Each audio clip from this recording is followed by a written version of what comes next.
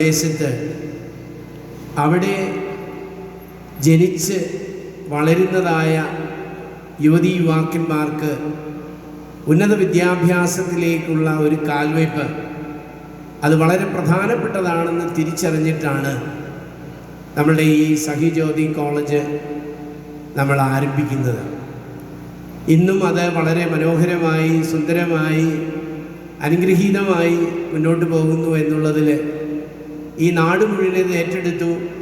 ഇവിടെ പഠിക്കുന്നതായ വിദ്യാർത്ഥിനികൾക്ക് നല്ല ഭാവി ജഗദീശ്വരൻ നൽകുന്നു. അവരെവിടേക്ക് പോയാലും അവർ വിജയിക്കുന്നു. ഇതെല്ലാം നമ്മളെ സന്തോഷിപ്പിക്കുന്ന കാര്യമാണ്. ഞങ്ങളുടെ സ്നേഹം നിറഞ്ഞ പ്രിയപ്പെട്ട മാതാപിതാക്കൾ ഇവിടെ ഞങ്ങളോടൊപ്പമായിരിക്കുന്നതിൽ അനൽപമായ സന്തോഷമാണ്. കാരണം ഈ വിദ്യാർത്ഥിനികൾ അവരെവിടെയാണ് പഠിക്കുന്നത്, അവരെ പഠിപ്പിക്കുന്നത് ആരാണ്, അതുപോലെ തന്നെ ഇതിൻ്റെ ഉത്തരവാദിത്വം ആർക്കാണ്, ഈ കാര്യങ്ങളെക്കുറിച്ച് നേരിട്ട് മനസ്സിലാക്കാൻ സാധിക്കുന്ന ഒരു കാര്യമാണ്. പ്രിയപ്പെട്ട മക്കളെ, ഞാൻ നിങ്ങളെ മക്കളെ എന്ന് വിളിക്കാനായിട്ട് ഞാൻ ആഗ്രഹിക്കുന്നു. അതിൻ്റെ കാരണം അതാണ് അതിൻ്റെ ശരിയായ കാര്യം. നിങ്ങളിവിടെ ഒരു സ്ഥാപനത്തിൽ വന്ന് പഠിച്ചിട്ട് പോകുന്നു എന്നുള്ളതല്ല.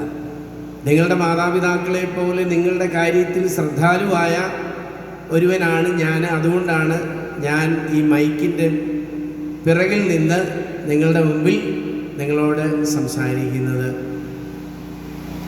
നമ്മളുടെ മലങ്കര കത്തോലിക്ക സഭ, അതൊരു പക്ഷെങ്കിൽ നിങ്ങളിൽ എത്ര പേർക്ക് അറിയാം എന്നെനിക്കറിയില്ല. അറിഞ്ഞാലും അറിഞ്ഞില്ലെങ്കിലും നമ്മളുടെ ഈ സഭയുടെ വളരെ അമൂല്യമായ ഒരു പ്രത്യേകത വിദ്യാഭ്യാസത്തിലൂടെ നമ്മളുടെ സമൂഹത്തിന് വലിയ സേവനവും ശുശ്രൂഷയും നൽകുക എന്നുള്ളതാണ്. നമ്മൾ അറിയേണ്ടത് ഒരു പക്ഷെങ്കിൽ ഈ മാനേജ്മെൻറ്റിൻ്റെ ഒരു നന്മ തിരിച്ചറിയേണ്ടത് ഞാനീ പറയുന്ന കാര്യങ്ങളിലൂടെയാണ്. നിങ്ങളെല്ലാം കേട്ടിട്ടുള്ളതാണ്, ഒരു യൂണിവേഴ്സിറ്റി തലത്തിലേക്ക് അങ്ങനെ അതിൻ്റെ കവാടത്തിൽ എത്തി നിൽക്കുന്നതായ മാർ ഇവാനിയോസ് കോളേജ് ട്രിവാൻഡ്രം. ഈ തിരുവനന്തപുരത്തെ ഈ മാർ ഇവാനിയോസ് കോളേജ് അത് ആരംഭിക്കുന്ന സമയത്ത് അതിന് ബീജാവാപം ചെയ്ത മാർ ഇവാനിയോസ് എന്ന് പറയുന്ന ആ തിരുമേനി സ്വന്തമായിട്ട് ഒരു വീടില്ലാതെ വാടകയ്ക്ക് താമസിക്കുന്ന സമയത്താണ്. സ്വന്തമായ ഒരു വീട് വെക്കുന്നതിനേക്കാൾ കൂടുതൽ പ്രാധാന്യം ഒരു കോളേജാണെന്നുള്ള തിരിച്ചറിവിലാണ് ഈ പ്രിയപ്പെട്ട പിതാവ് അങ്ങനെ ഒരു കാര്യത്തിലേക്ക് ഇറങ്ങിത്തിരിച്ചത്. നമ്മളുടെ സംസ്ഥാനത്തും നമ്മളുടെ ഈ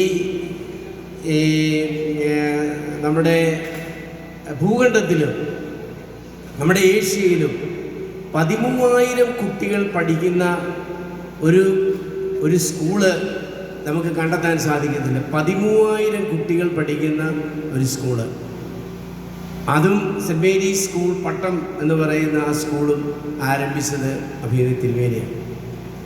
അപ്പോൾ ഈ കോളേജിൽ പഠിച്ചത് ആരൊക്കെയാണ്?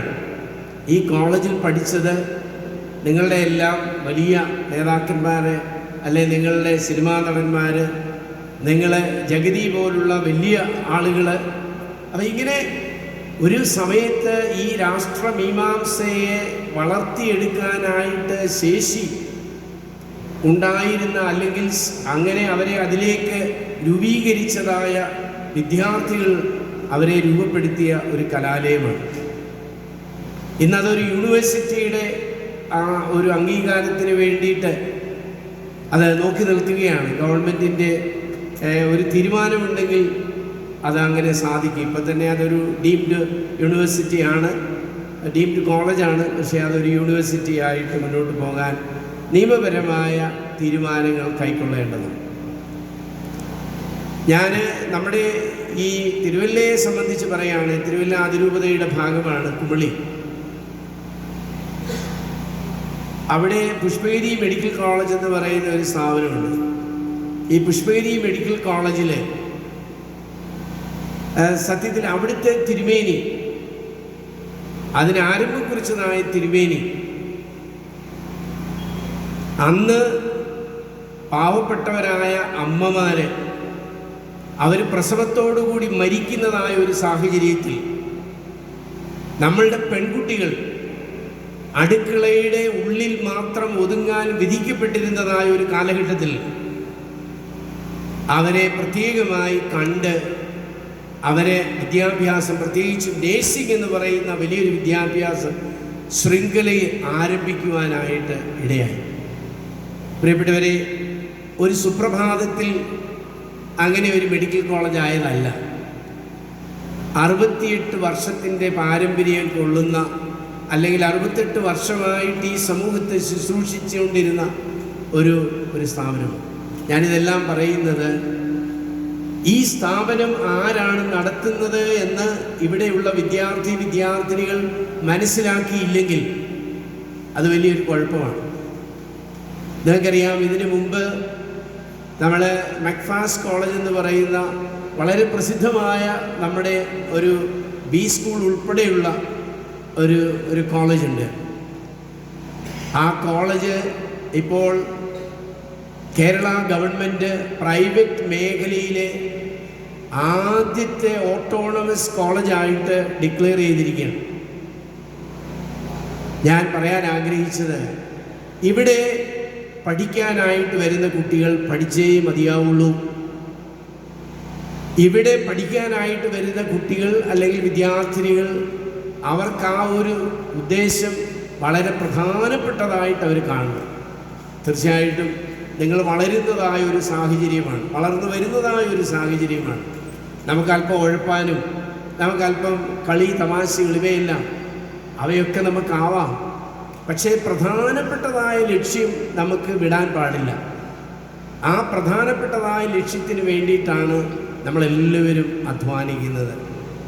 അപ്പോൾ സ്നേഹമുള്ള എൻ്റെ മക്കളെ, നമുക്ക് ദൈവം തന്നിരിക്കുന്ന ഈ ഒരു സമയം, അതായത് നമ്മൾ പഠിക്കാനുള്ള ഒരു സമയം, നമുക്ക് വേറെ എങ്ങും കിട്ടത്തില്ല. ആ സമയത്ത് നമ്മൾ നന്നായിട്ട് പഠിക്കണം. ഞാൻ BCA നമ്മുടെ തിരുവല്ലയിൽ ഇപ്പോൾ അത് ഓട്ടോണമസ് കോളേജായിട്ട് ഡിക്ലെയർ ചെയ്ത് കഴിഞ്ഞല്ലോ. ഈ പ്രാവശ്യം നമുക്ക് തിരുവല്ലയിൽ 150 കുട്ടികളാണ് അവിടെ അപേക്ഷിച്ചിട്ട് അവർക്ക് ആ കോഴ്സിന് ചേരാൻ പറ്റുക. നമുക്ക് 100 സീറ്റുണ്ട്. എന്നിട്ട് പോലും അപ്പോൾ ഞാൻ പറഞ്ഞു വരുന്നത്, വിവിധങ്ങളായ കോഴ്സുകളുമൊക്കെയാണ്. നിങ്ങൾ ആ കോളേജിലൊക്കെ വന്ന് കാണാനും പഠിക്കാനും ഒക്കെ സാധിക്കുന്നത് വളരെ നല്ലതാണ്. നമുക്കൊരു ഭൗതികമായ സാഹചര്യം മാത്രമല്ല, മറിച്ച് അവിടെയുള്ള ഒരു അക്കാഡമിക്സ്, അവിടെ നമ്മൾ പുലർത്തുന്നതായ ഒരു വൈശിഷ്ട്യം, അത് നമ്മൾ എല്ലായിടത്തും ഉണ്ടാവണമെന്ന് ആഗ്രഹിക്കുകയാണ്.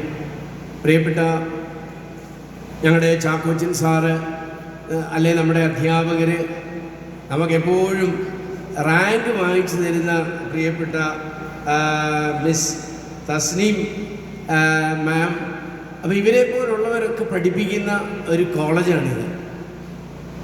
എനിക്ക് നിങ്ങളെല്ലാവരും റാങ്ക് വാങ്ങിക്കണമെന്നല്ല ഞാൻ പറയുന്നത്. പക്ഷേ മക്കൾ പുറത്തു പോകുമ്പോൾ പരാജയപ്പെടാൻ അനുവദിക്കരുത്. നമ്മൾ പരാജയപ്പെടുന്നത് എപ്പോഴാണ്? നമ്മൾ പരാജയപ്പെടുന്നത് മറ്റുള്ളവരുടെ മുമ്പിൽ നിന്നെ കൊള്ളില്ല എന്ന് പറയുമ്പോഴാണ്.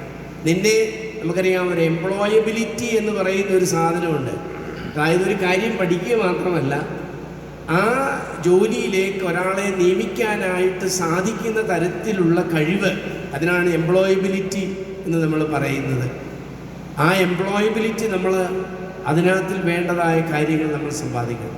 നമ്മളിപ്പോൾ ഇവിടെ ഒരു മീറ്റിംഗ് നടക്കുന്നു. നമ്മളൊരു മീറ്റിംഗ് നടക്കുന്ന ഒരു സാഹചര്യത്തിൽ നിങ്ങൾ എവിടെയെങ്കിലുമൊക്കെ ചെന്നാൽ നമുക്ക് കൂട്ടുകാരോടും മറ്റുള്ള നമുക്ക് അതിൻ്റെ ഒരു ഗൗരവം നമ്മൾ കാണിക്കുന്നില്ലെങ്കിൽ നമ്മളെ ആരും ഗൗനിക്കത്തില്ല. ഇവിടെ നിങ്ങൾക്ക് തരുന്നതായ ഓരോ സാഹചര്യങ്ങൾ, ഉദാഹരണത്തിന് കൊമ്പേഴ്സായിട്ട് പാട്ട് പാടാനായിട്ട്, അല്ലെങ്കിൽ നമ്മുടെ സ്റ്റുഡൻസ് കൗൺസിലിൻ്റെ ലീഡറായിട്ട്, അതിന് മെമ്പേഴ്സായിട്ടൊക്കെ മക്കൾ ഇവിടെ വരുമ്പോൾ ഓരോരോ തലങ്ങളിൽ നിങ്ങളെ പ്രാഗൽഭ്യമുള്ളവരാക്കി തീർക്കുക എന്നുള്ളതാണ് ഈ ചെറിയ സാഹചര്യങ്ങൾ. അപ്പോൾ അതുകൊണ്ട് എനിക്ക് മക്കളോടുള്ള സ്നേഹം ഞാൻ ഒരിക്കൽ കൂടി ഞാനിവിടെ പ്രകടിപ്പിക്കുകയാണ്. നിങ്ങളെല്ലാവരും നല്ല നിലയിൽ വളരണം. നമ്മുടെ ഈ കോളേജ് തീർച്ചയായിട്ടും ഇതിൻ്റെ വേറൊരു തലത്തിലേക്ക് ഉയരാനായിട്ട് വളരെയേറെ ഞാൻ ആഗ്രഹിക്കുന്നു. അതിലേക്കിത് കൊണ്ടുവരാനായിട്ട് ദൈവം അനുവദിക്കട്ടെ എന്ന് ഞാൻ പ്രാർത്ഥിക്കുന്നു.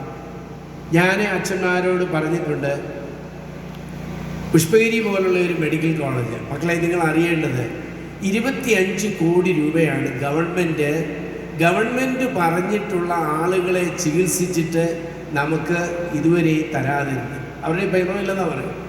25 കോടി രൂപ. പക്ഷേ അവിടെ വന്ന് ചികിത്സ നേടുന്ന ഏതൊരു വ്യക്തിയും അവർ പറയുന്ന ഒരു കാര്യമുണ്ട്, ഈ രീതിയിൽ ഈ ഒരു ചെറിയ ഒരു തുകയ്ക്ക് ഇങ്ങനെ ഒരു ട്രീറ്റ്മെൻറ്റ് കിട്ടത്തില്ല. അതുകൊണ്ട് ഞാൻ അച്ഛന്മാരോട് പറഞ്ഞിട്ടുള്ള ഒരു കാര്യം ഇതാണ്, നമുക്ക് ആരുടെയും പൈസ വേണ്ട, നമുക്കൊരു മനുഷ്യൻ്റെയും പൈസ വേണ്ട. ആകെ കൂടി വേണ്ടത് ഈ കാര്യങ്ങൾ നടന്നു പോകുവാനായിട്ട് സാധിക്കുക എന്ന് മാത്രമാണ്. അപ്പോൾ പ്രിയപ്പെട്ട മക്കളെ, അപ്പോൾ നമുക്കിങ്ങനെ വിശാലമായ ഒത്തിരിയേറെ സ്ഥാപനങ്ങൾ നമ്മൾ നടത്തിക്കൊണ്ട് പോകുമ്പോൾ നിങ്ങളുടെ നന്മയല്ലെങ്കിൽ പിന്നെ എന്താണ്? അപ്പോൾ നിങ്ങൾ എവിടെ പോയാലും നിങ്ങൾക്ക് ചങ്ക് വിരിച്ച് നിങ്ങൾ അഭിമാന ബോധത്തോടുകൂടി നിൽക്കുന്നത് കാണുമ്പോൾ, ആരുടെയും മുമ്പിൽ ചൂളാതെ നിൽക്കുന്നതായ ആ ഒരവസ്ഥ കാണുമ്പോൾ തീർച്ചയായിട്ടും സന്തോഷമാവും. എനിക്കതാണ്